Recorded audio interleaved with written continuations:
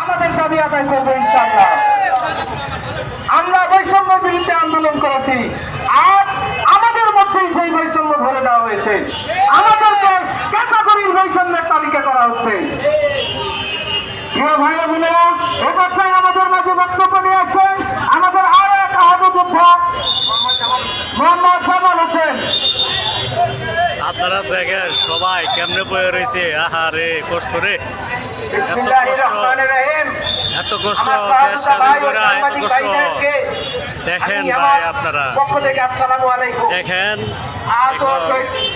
আমার ভাই চশমা লাগাইছে, দেখেন আমি বরাত বলছিলাম হাজার হাজার মানুষ এখন সরাসরি সামনে থেকে পুলিশ করে কখনো ভাবতে পারি নাই যে দাড়ি টুপিওয়ালাদেরকে গুলি করবে পুলিশ। পুলিশও তো একটা মায়ের সন্তান। দাড়ি টুপিওয়ালারা কি দোষ করছিল? যাই হোক, আমার ভাইকে নির্মম পরিহাস। আমার ভাই সেদিন গুলির আগে এবং ছাত্র জনতা আমাকে ঢাকা মেডিকেলে নিয়ে আসে।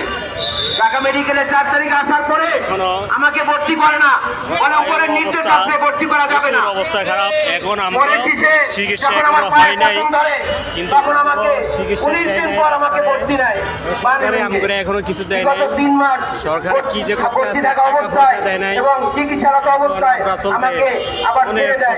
কিন্তু এখনো আমার ভাইয়ের চিকিৎসা পরিপূর্ণ হয় নাই। যারা বিনীত